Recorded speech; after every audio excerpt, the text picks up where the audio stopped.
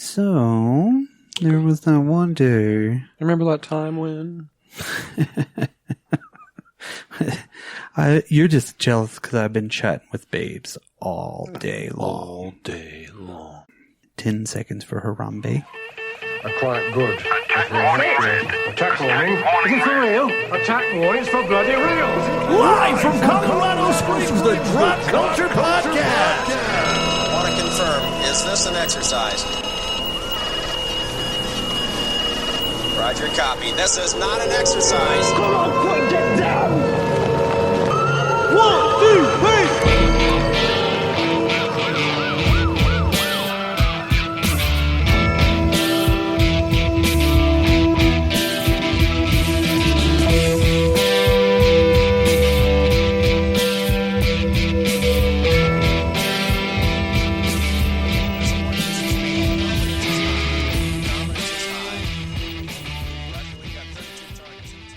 All right, welcome back, everybody, to a new Drop Culture Podcast. We're the little podcast that could. We find those little pieces of pop culture that you forgot about or missed. Wrap it up real nice and cram it in your ear holes. I can't say that all in a row, but all good. So you get the idea of what we do around here. Yeah, and except this time we're doing something a little different again. We usually do top fives. We do movie reviews, everything. We kind of get on tangents and we kind of stick with it. But what we really like to do, since Dan and I, because that's Dan over there, I'm Brock. Yeah, I'm Dan. Like to play in weird worlds, you know, and come up with our own ideas for stories and stuff like that. It's one of the things that we like to put out on our podcast every now and then. Never know and again. So this one is a what if. And what are the parameters of this episode, Dan? There are no parameters. Okay. So basically, as long as your story idea changes a narrative within a story, it's basically like a what if episode or issue from Marvel or an Elseworlds. Okay. If you will.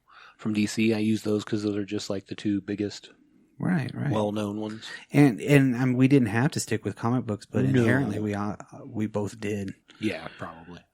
So now there's a lot of different what if scenarios, and like you said, if it changes the narrative or adds to the story, could be completely something else. You know, like the Joker movie or something like that. Absolutely could add to the lore, but at the same time could be totally distanced from it. You want me to go first since mine, I know you got two. Sure. Okay. Well, I stuck with DC because here lately I've been, I don't know, just looking a lot of DC. I really never got DC, I guess. I guess that's the way to put it. You're more of a Marvel kid? Yeah.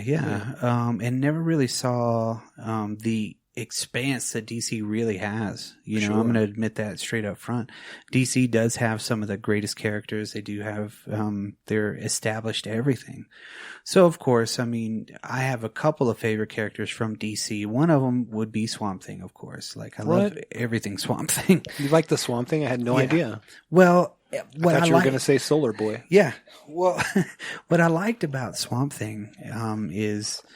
And what I still like about Swamp Thing is it could be so diverse.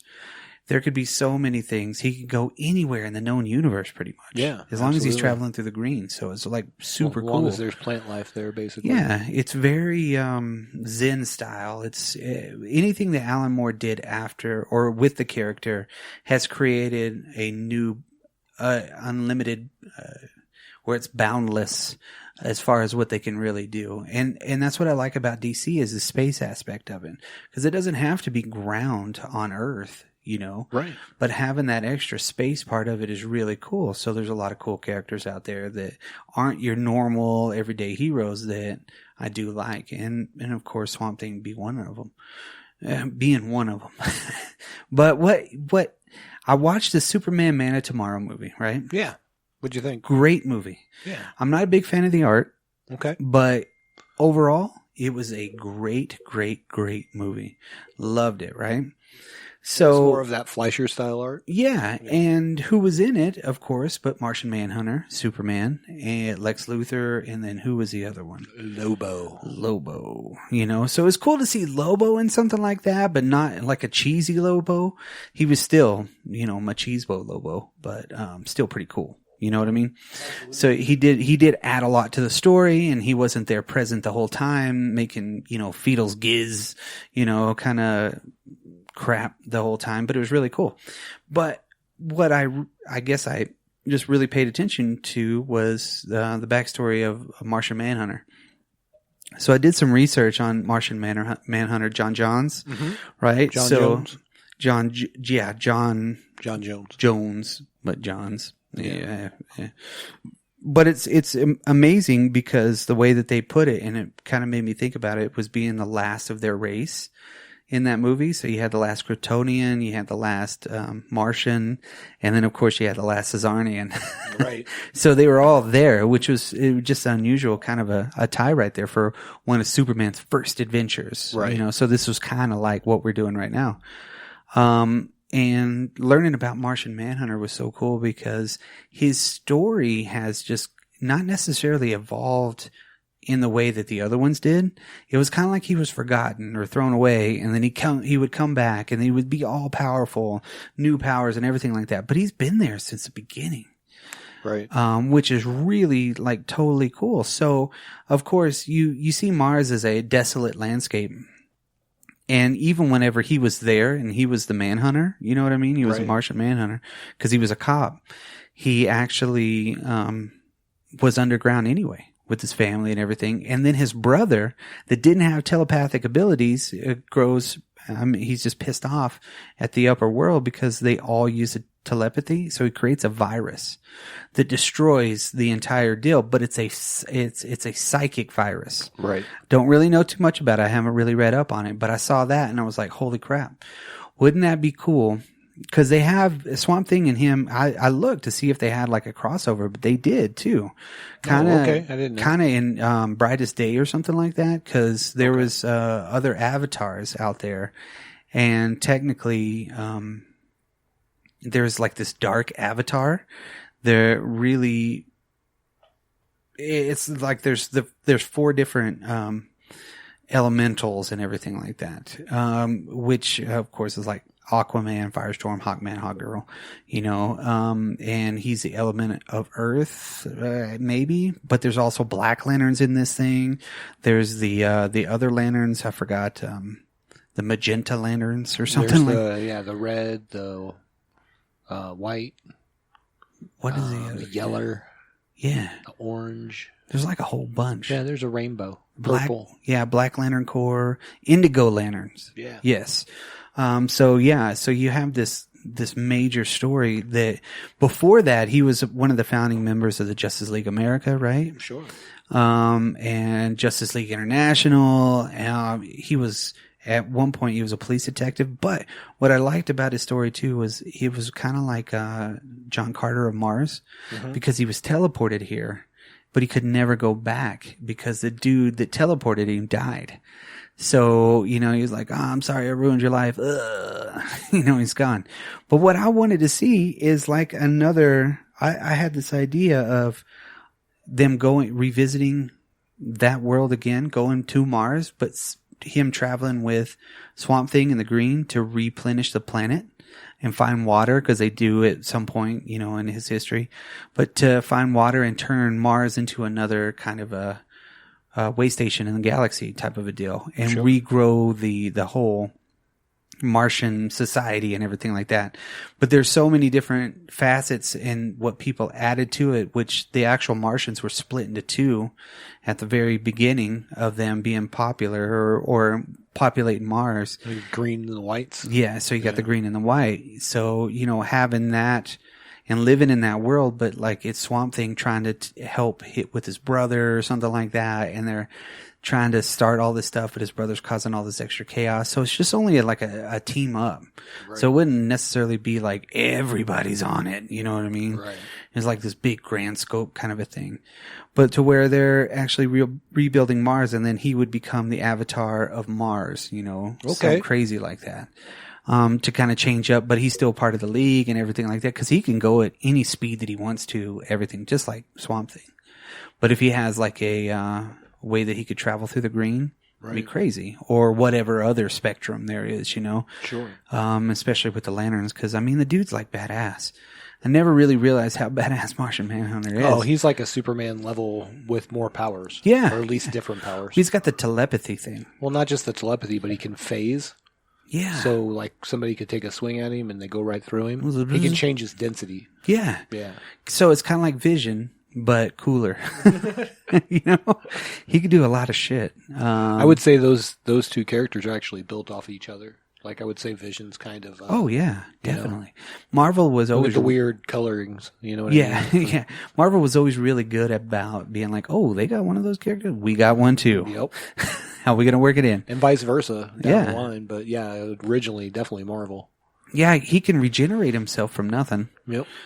Just like Wolverine almost. You want to talk about one of the ultimate stacked level, you know, kind of characters. He's you know what kicks stacked. his ass? A match. Exactly. Which his biggest weakness is fire. Right. So that would have to play into it too, because that's what the virus was about. It was this psychic virus that would make them think that they were on fire because they were so afraid of it, the Martians were, that they would burst into flames on their own. Right. So it decimated the whole planet. Right. His brother, I forgot what his brother, Malek or something like that. Jones. Yeah, I think that's what it is. Malek Jones. So, but the lanterns are kind of in there. Maybe you throw in like a third stringer lantern or something, you know, sure. Somebody that's not too crazy. Like all the ones they're going to use for that Green Lantern show. Probably. Yeah. They'll all be lanterns. Like, just pick one. Yeah. Just pick one. Let's go for it.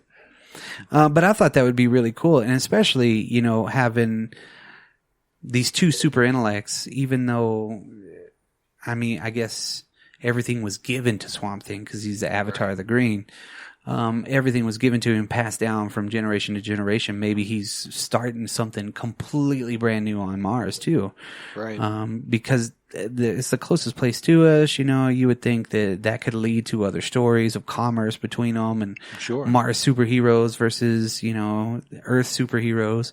Even though, Manhunter always goes back to Earth. Right. It's still one of those kind of, I don't know. I think it'd be a great story to kind of come up with because that would be so many things you could do and you can work in the, I don't know, all kinds of really cool stuff. Absolutely. And Martian Manhunter would be my dude, you know, honestly. He had so many different changes and did so many different stuff. So much different stuff. Which Green Lantern would you have be part of this? I don't know a lot about him. So I don't know who you would bring in to help him. So if you're using like a B-lister Green Lantern, there's so many humans to choose from. Yeah. Because apparently humans make lots of Green Lanterns. Even though everybody's got their own sector. But whatever. I could see like a Jessica Cruz would be a good one. She's a cool character that has a cool backstory, like she like dealt with PTSD, things like that. You know what I mean? But I think ultimately what I would choose would be Guy Gardner. You think? Yeah, he's okay. just a douche. Yeah. He's a good-hearted douche. Yeah. You know what I mean? So he's like a good play off of the other two characters who are really wholeheartedly good, you know, for the good of everything. Right. Even though so is Guy Gardner, he's also a dick. Yeah. You know what I mean? So I think it would lend to some good conversation. Yeah. This could lead to I think a full run of books too. It could start off at like a mini series. And it's basically Martian Manhunter, you know, Avatar of Mars. Green. Yeah, the green, right? Yeah. But then somehow... That leads to a lot of things, because you have Martian Manhunter who's right. green, you have Green Martian, you have Green Lantern, you've got... Swamp Thing, the green. Yeah. I mean, and then I was thinking too, how would you start the whole thing? Maybe he finds a group or like a small planet of Martians, right? Both sides that have been working together for years. And somehow they just pop up on the radar. They're out in the middle of nowhere. Like there's some... Like they annexed themselves from all the BS and they had no idea. Thousands of years ago. Yeah, and they had no idea that it was there. And they want to go home. So somehow they reach out and they find him through like Legion or something crazy like that, right? And he's like, well, I'll try to get your planet back. And then he goes back there and then his brother, Malefak or something like that. And then I guess... he's still there, just ruling over an empty planet, just like screw everybody. Technological advancements, and you could just see him collecting all kinds of stuff and having all these world-ending machines. And he's going to try to attack his brother again. So he's got that where he's rebuilding, trying to attack his brother. Yeah, he's going to take Earth. Yeah. Yeah. So it's like he's created like a robot force or something crazy. There you go. I can see that. Yeah. And then he's got to bring in that, couple of thousand Martians from the other planet that was out in the middle of nowhere, and bring them in there. And he's basically got to have it ready for him because maybe that planet's dying. Right. Maybe, they picked the wrong planet. Right. Everything was on a cob. Damn it. Let's get out of here now. Everything's on a cob. I think that would be a cool... Yeah, that would be a cool story. Yeah. I don't think they've ever done anything like that for Martian Manhunter. I don't think so either. I think they've dove into his backstory, throughout Justice League. You could literally call it Martian Manhunter, Protector of Mars. There you go. Dang, you could really do a lot with that. Plus, there'd be so many people that would come there. They're like, oh, man, we're back on Mars. Right. So other races come down. They're like, oh, my God, you guys were gone for a long time. Hey. Right. And the population of the Martians grow. Right. Maybe that's part of the mystique. And that's how the Green Lantern gets there, because the Guardians are like, you need to go check this out. There's something going on in your sector. Yeah, there's something wrong in your sector. There's another battle brewing, but yet they're also trying to fix something. Who is Swamp Thing, Exactly. And what is this? So yeah, I could see, and then him being basically the avatar of that. Avatar the Red or something. Right. Not the Red. That's Animal Man. Yeah, that's Animal Man, but it'd be something else, like Avatar the Rock. But yeah, that would be my... Avatar of the Spirit. Ooh, telekinesis.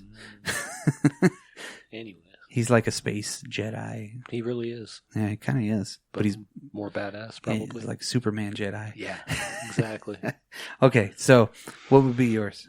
So my story starts with a kid going down the road, and just as this truck is about to hit this old blind man, he pushes the blind man out of the way, and the barrels that were carrying the radioactive ooze in the back of the truck gets spilt into his eyes. Spider-Man. No. But some of it drips off and makes the Teenage Mutant Ninja Turtles. Nice. That's a whole different story. Yeah, nice. So this kid, Matt Murdock, this is going to be the story up to this point. Okay? Yeah. He ends up training with Stick, right, as a youth, hones in his powers a little bit. His dad takes a boxing match where he's supposed to throw the match and he doesn't. So the Fixer ends up having him killed. So, of course, Matt Murdock's totally pissed off. Of course, he's blind and super powered now. So he goes and confronts all of these people, beats the shit out of all of them, which is how it happened in their story. The Fixer has a heart attack and dies. That's how it goes in the story so far. That's the actual story of Daredevil. Yeah. He comes back and Stick's gone because he went and did all that, right? Yeah. So in our story right there, the next step would be him going into law school and all that, but that's where our story stops. Because once Stick's gone, he really has a crisis of identity of what he did, of the guy dying, of just confliction, what he's going to do, still has these powers, so he just decides to leave. He just dips out and starts traveling the world. And he overhears these two sailors talking about this cave where this hermit lives. And so he goes there, and it happens to be the Ancient One. Oh. And he can sense the confliction within Matt Murdock. And he's like, come, train with me. So he does. Now, what I would have different is Daredevil's blind, right? Mm-hmm. So none of the regular illusion stuff's going to ever work against him. Right. Right? Unless it's built into their mind. Yeah, because he could block that, huh? Exactly. Well, he doesn't see that on that level, you know what I mean? It's not a sensory thing, right? Right. So, and he actually has the ability to see past those things with his powers, you know what I mean? Right. But he's still got a lot of rage in him. And, in fact, he fights Mordo, who is, the Ancient One's other disciple. Right. Barrel. And Mordo. Kicks his ass, like first go, just kicks his ass. Because Mordo's never fought anybody like Daredevil. Yeah. Even though he's not fully on Daredevil yet, right? Yeah. He just went and did all that other stuff. He's a master of the mystical arts at that point. Right. But yet, he's getting there, but he's still got all that training from Stick. He's still, you know what I mean? He's got the extra sensory. So he's still a badass fighter, just given his power set. Yeah. You know what I mean? So he could be like kicking ass and casting spells at the same time. Exactly. So that's where you see it's like super aggressive, though. About this time, we get this gentleman named Stephen Strange with his hands wrapped up comes, and he's seeking, some sort of guidance. And this is where my story can divert. And there's a couple directions I kind of thought of going with this. One, Stephen Strange does not get accepted, and he moves on. Whoa. And Daredevil becomes the Sorcerer Supreme. Yeah, I could see that. But this is where I really feel the story would go. You bring in Strange. He doesn't fight as good as Matt Murdock, but he has an acumen where he learns very quickly. So he's still a great sorcerer. Great sorcerer. He actually has like a attunement to that, you know what I mean? In his body and spirit and all that. Right. Even though he doesn't know it and rejects a lot of it. Yeah. So there'd be a lot of cool training scenes where, even though Matt Murdock's been there a little bit longer, they're still training, you know what I mean? Oh, yeah. Strange learning his stuff, Mordo being a douchebag. So rather than Mordo, Dr. Strange being the one that uncovers that Mordo's going to kill the Ancient One, it's actually Matt Murdock. Yeah, thank you. Yeah. It's actually Matt Murdock. And he kills Mordo. He doesn't imprison him. He doesn't do anything. He kills him. Mm-mm. And that's where the Ancient One makes the distinction that you can't be the Sorcerer Supreme. Yeah, because if he has no in his heart. So, exactly. So Stephen Strange still becomes the Sorcerer Supreme, but Matt Murdock becomes something different. The Devil Knight of the Protectors. Oh. And or Mage Knight, I came up with a couple different names anyways, but so he is like, when there's something going down, like he's your brunt force. He's going to go in and just magic and kick ass and do all that, but he's not the Sorcerer Supreme. He just kind of works in tandem with. He's like the hand of the Sorcerer Supreme. Exactly. Yeah. Whoa. He actually starts the hand. Yes. No way. Different hand, yes. Yeah. They call themselves the right chaste. Hand. Oh, damn. Yeah, At no. any rate, you could go a couple different directions with that.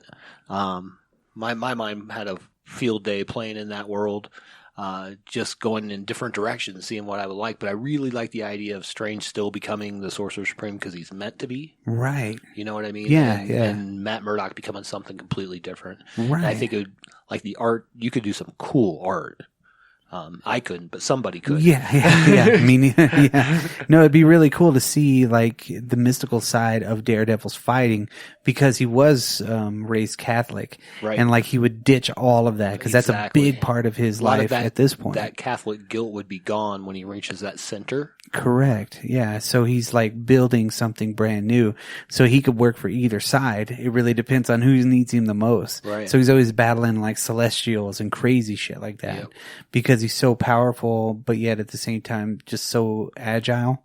He doesn't grow or do anything crazy like that, but yeah, he also gives into his own rage a lot. Oh, you see what I mean? So he pushes it so far where, even if you had it, I would imagine that at some point there would be a sparring match between him and Strange, and like he's whipping Strange's ass, but Strange thinks of something like off the cuff that kind of throws everything off, and he ends up winning by just being a little bit smarter. Yeah, he's in a different dimension or something crazy like that, and and then he comes back. Yeah. Dang. Of course, you could do the old tropey shit, like having Bullseye learn the ways of the mystic arts too. Bullseye's actually Mordo. Yeah. Oh, yeah. He dons the mask. He's got the big old bullseye on his head. No, that would be pretty awesome. Just seeing the Strange and Daredevil connection is always really cool, but just the Daredevil going into that world. Right. Because that's a completely different way that he would have been doing anything. Absolutely. So no law school. He just goes straight to Carmitage Yeah, straight to magic school. Yeah. He goes straight to Potterville. Yeah. 33 and a half. Platform 9.5 or something. 9 1/4. But yeah, so I thought that would be a little something cool and different. And I think that you could really play with the magic and him not being able to see in the way he interprets the magic as he's using it. Yeah. Artistically, I think that would be something really cool you could do. Oh, man. Yeah, because already they show what it looks like to him in Radar. Right. But imagine with the sparkly stuff all over it. Yeah, just like a rainbow of effects, and that's how he sees. Right. He still he's still the same old Matt Murdock where he still walks with a cane and kind of tapping his way around, and you could still have, but he could have mystical, like, whatever you call them, his sticks, Yeah. They're like passed down. Like the batons? Yeah. They're passed down. They're ancient. They could be some other, yeah. Yeah. He learns with a bow staff, and then that gets destroyed at some point, and then he's got the 3 of them that he still uses. There you go. So they each equally have their own powers. There you go. So yeah, instead of using real rope, he's like, magicking it. Right. Up to the top. And you think about, like the character of Doctor Strange, he actually has no powers. Yeah, none at all. He just uses powers from different entities, right? Yeah. And he has a couple artifacts with it, Yep. So if you picture that, but with Daredevil in the driver's seat, so like if he did become the Sorcerer Supreme, like I think unconsciously he'd just be so much more powerful. You know what I mean? He'd just be. There's no easy way because he's got the regular. Even if they strip him of his magic somehow, now he's Daredevil. Yeah, exactly. Yeah, then he's that badass. But I think it would be cool to make a new sort of moniker for him and have him do something different than just being the Sorcerer Supreme. That's why I would keep Strange that. Yeah. There would have to be something. Yeah. It'd have to have a really crazy, awesome title. Like, trust me, my brain went like haywire thinking of it. I'm like, Mage Knight? No. I think that's something else. Hemp Knight? Maybe. Hemp But then Knight. I tried to work Devil into it, because he's already kind of had that Daredevil thing from when he was young. So he could be working in the same realm as Mephisto and exactly Zarathos and all the other demons that they have in there, but he could also be working in different realms of space, Absolutely. Dang, you could do a lot with that shit. And you could get crazy with that. I mean, I've had a couple ideas there, like what if Doom became the Sorcerer Supreme in that same arc, you know what I mean, rather than having Daredevil there, using Doom. Yeah. But I really like the idea of Daredevil, and it's a different thing. Doom's already done his He's magic. Himalayan. Yeah. He journey. He found somebody out in the middle of nowhere. It's like, bring this flower to the top of the hill. Now slide back down on your shield. Willow style. Willow style. You said you had another one too? Yeah, so this one's kind of a more, rather than a what if, like where something just changed in a story, this is more of an Elseworlds story. Okay. One of the cool things I like about Elseworlds stories is it can be a completely original story and just have the characters in it. Yeah, that's it. Yeah. So this is a story that actually generated from one of our, those character name generators. Yeah. So I was talking with a graphic artist, Wendell Thornhill, out in Virginia, Roanoke, Virginia, and he had gotten a name, and I had gotten a name, and then I was complaining that my name was terrible, or he was complaining that his name was terrible, and I was like, "Oh yeah, well you didn't get this," and I'll leave that alone because that actually ended up turning into a pretty good story. Yeah, Celestial Ombre. But what he got was Wild Lantern. And he drew a cool picture of a lantern-style guy with a lantern, but the lantern had a face on it. I wasn't this like a couple of years ago? It was last year, I think, on Twitter or something we were talking. Yeah. And so, like, instantaneously, I wrote a story for my guy that I made. And then I was like, oh, this is how you have to do the Wild Lantern story.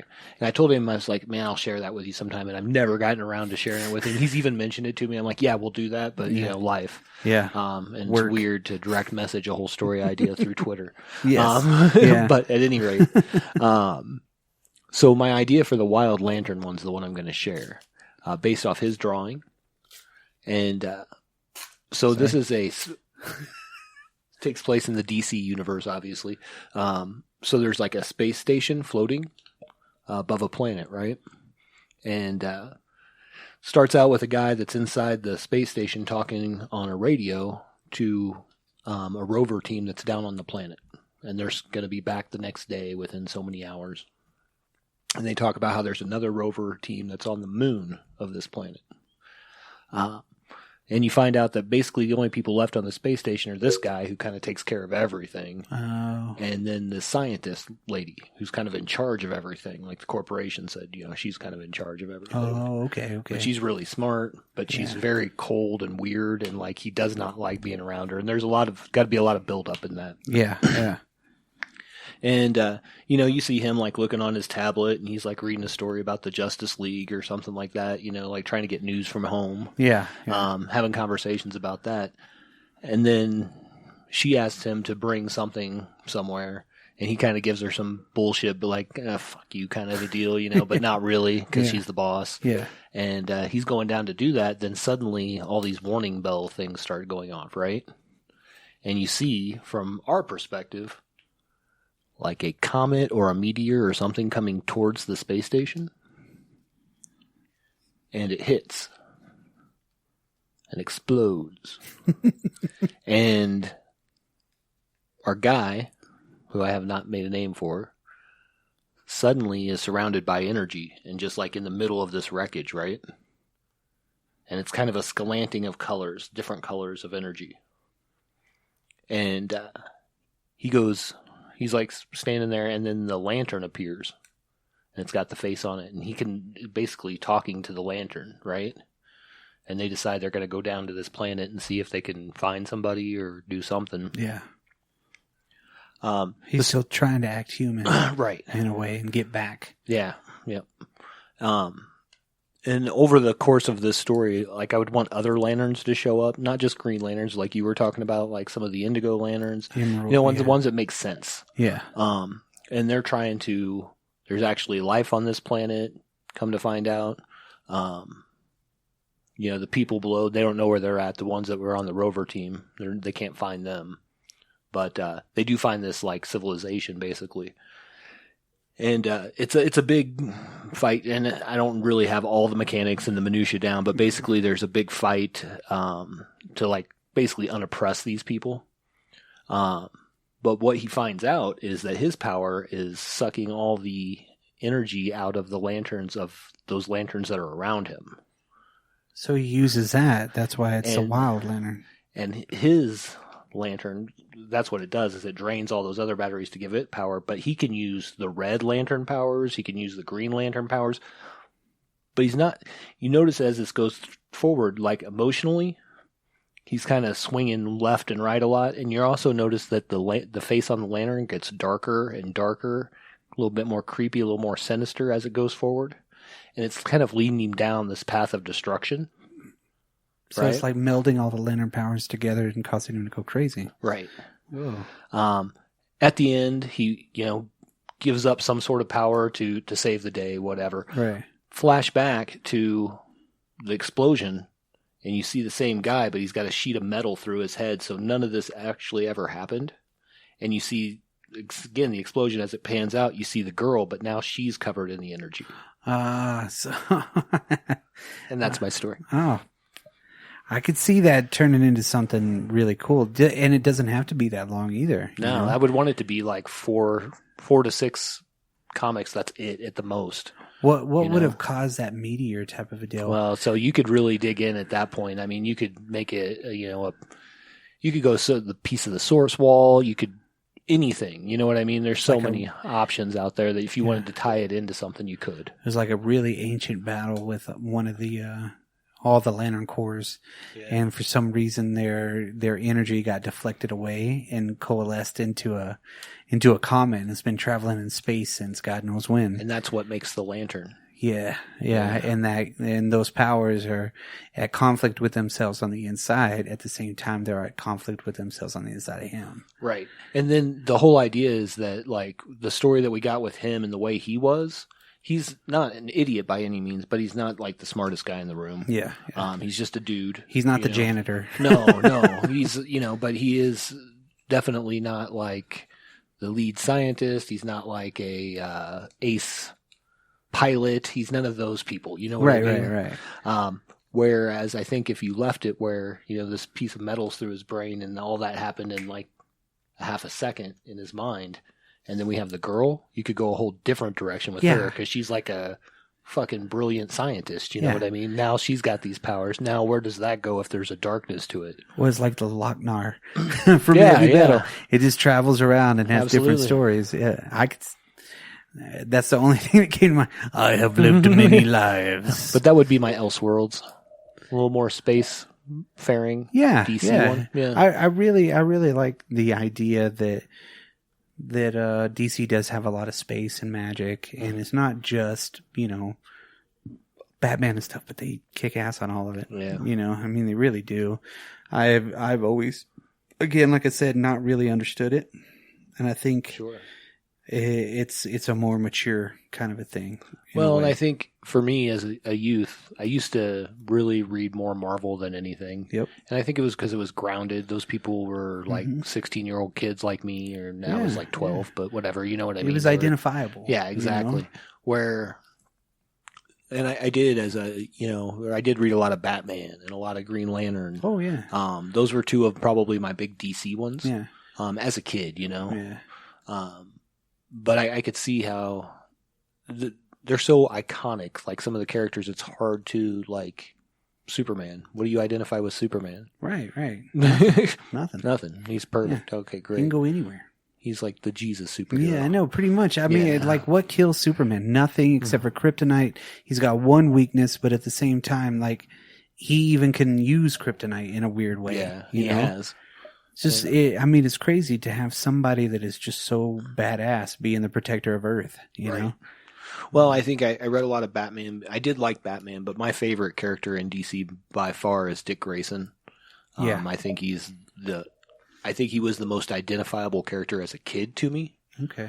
And he even went through that arc where, he got trained by Batman. I mean, which is fucking awesome, right? Did all those fucking adventures as Robin, but really went through his own growth too into like, this is who I am. I don't have to be what he's trained me to be. I'm not Robin. Right, exactly. I'm not a sidekick anymore. Yeah. That's a pretty big pivotal moment too for comic books to have the secondary characters and the sidekicks actually take on their own. That was really in the 80s with the Titans. Teen Titans. Even after the Teen Titans, but as like the Titans, like when he became Nightwing and all that. Yeah. Even though he had that weird disco outfit on. The big collar. Yeah, they always did. They always kind of went a little crazy.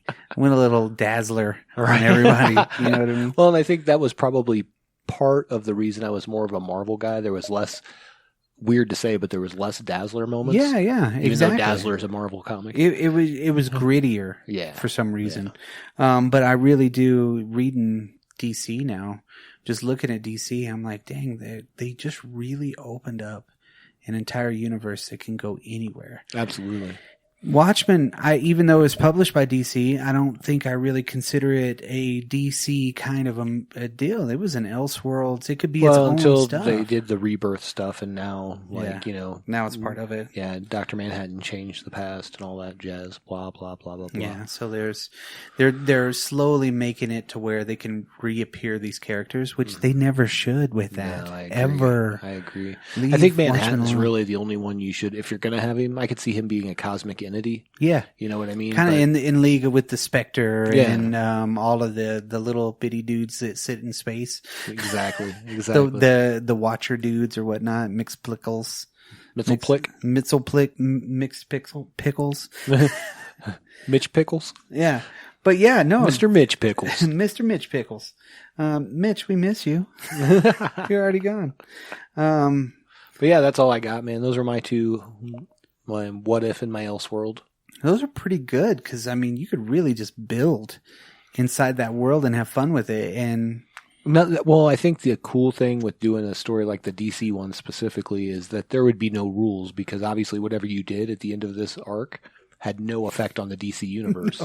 They're never going to bring that in. Now, whatever this character is that's created that we don't know anything about, now you have a blank slate to do whatever you want. Yeah. You know what I mean? With that specific character, you just have a mold. Yeah, you have two stories that are needing to be told that fast, you know, and it could just continue on to different people. Yeah, like anthology style. Yeah. Every year could be, or every 4 issues could be somebody different. Right. And what they would do with a Lochnar. No, I see that being really cool. I like the aspect of being out in space and being kind of isolated, and you don't really even know that it's not real. Right. But it's just basically a test. The whole time it's a freaking test for that Wild Lantern. Right. Is he going to move on? Is he going to stick with where he's at, or is he going to move on? Because maybe that's what he does. He just travels from different worlds to worlds and just like hones in on just anything living. Right. You know, so you could have an alien that was a Wild Lantern. Oh, absolutely. Destroying other aliens. Which you should have, because most of the Green Lantern Corps should be aliens. Right. Even though there's 75 humans. Yeah.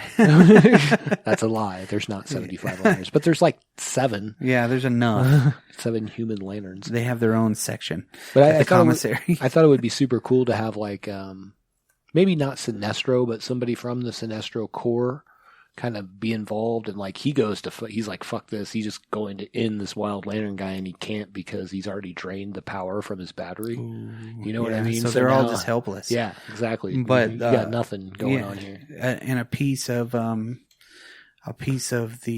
dude that's in there has still got a conscience, you know. Yeah.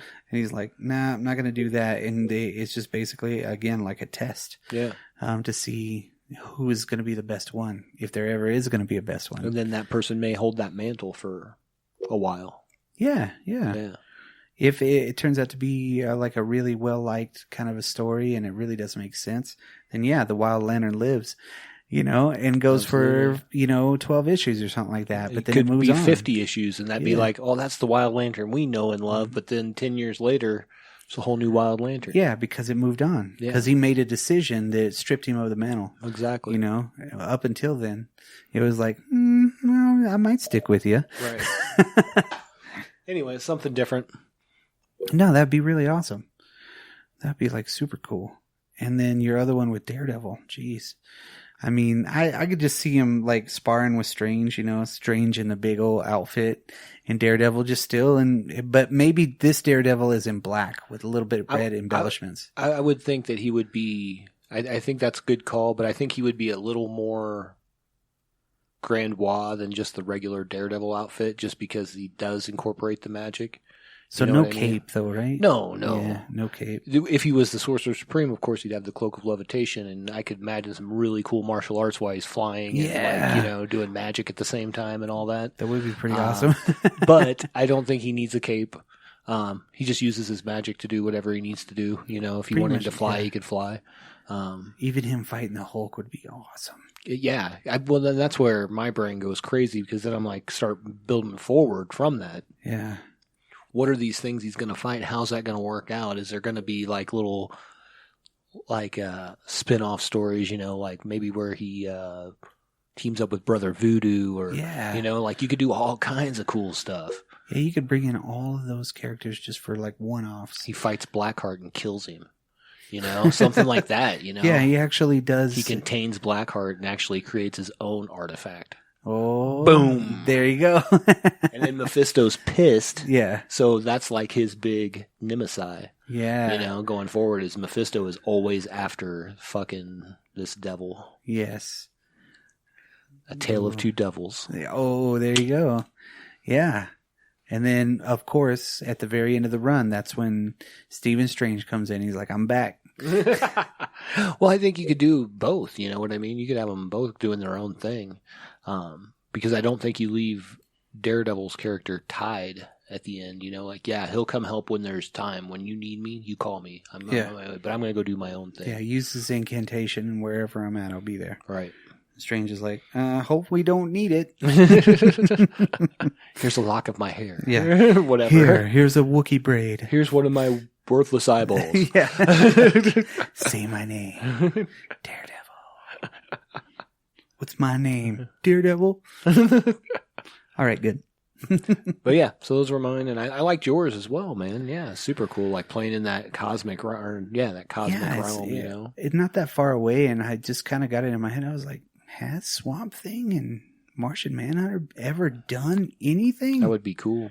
And maybe together they help regrow Mars. Yeah, that's what I'm thinking. Yeah. Like it ends to where Martian Manhunter is staying on Mars. Yeah. With a new family, everything like that, because he's basically the protector of Mars and he's the one that's making the decisions. But yet he's still in the Justice League or whatever group he's in.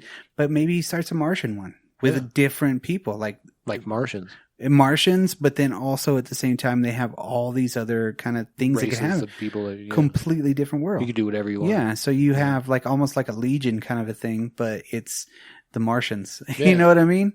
Yeah, like a Martian team. Because I mean, I think they even talk about like they moved a pyramid that was originally on Mars back there and buried him at one point or something like that. So he's been around for fucking ever. It'd be awesome. Yeah, absolutely, man. No, I think that's cool. I like Martian Manhunter as a character. I'm always excited when I see him in the animated stuff, especially. He's always in the animated stuff. He's always in all the adaptations, but like publishing on his own, he seems to be kind of like a tertiary character that they can just like plug and play. Yeah, well, and I think that, I don't know if you looked into like the original appearance of Martian Manhunter. Yeah, weird. Yeah, totally weird, right? For sure. But he's like one of those characters that over time has, that backstory is filled in, and we've gotten. Is that a dog? Sounds like it. Doesn't. There's a vicious beast amongst us. A vicious one. But yeah, anyways, I think Martian Manhunter is a great character. Yeah.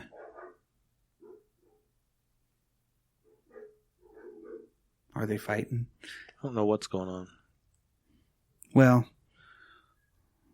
that will be the end of our episode now. Yeah. The end of this episode's gone to the dogs. Yes, it has, actually. But yeah, that's some of our What If Elseworlds ideas. If you got something cool that you'd like to share, let us know. If we can read it on the show, we will. We'd love to do that. And then if not, that's fine too. If you just want to share with us directly, that's always cool. Oh yeah. So you can send that to us at dropculturepodcast@gmail.com. You can jump on dropculture.com and just get right at us directly from there. Play around. Yeah. Or, like some of the other folks we talked about on the show, hit us up on the socials, Twitter, Instagram, Facebook. Google it. We're there. Yeah. Google it. We're all over everything. Like a visa. Yeah, I know. Wherever you want to be. Diners Club International. There you go. We're the Diners Club International podcast. It'd be really cool to have a credit card with that on it. Yeah. Like, what's that? I would just want Telly Savalas' picture. Telly Savalas with the Drop Culture logo. Perfect. Yes. We got it. All right, guys. See you guys later. Bum, bum, bum, burp, burp, burp, burp.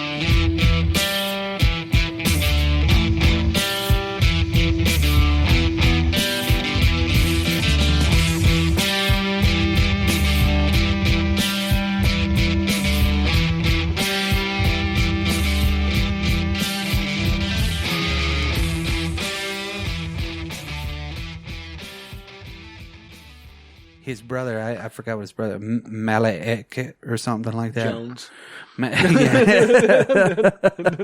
Yeah, I think that's what it is. Malek Jones. So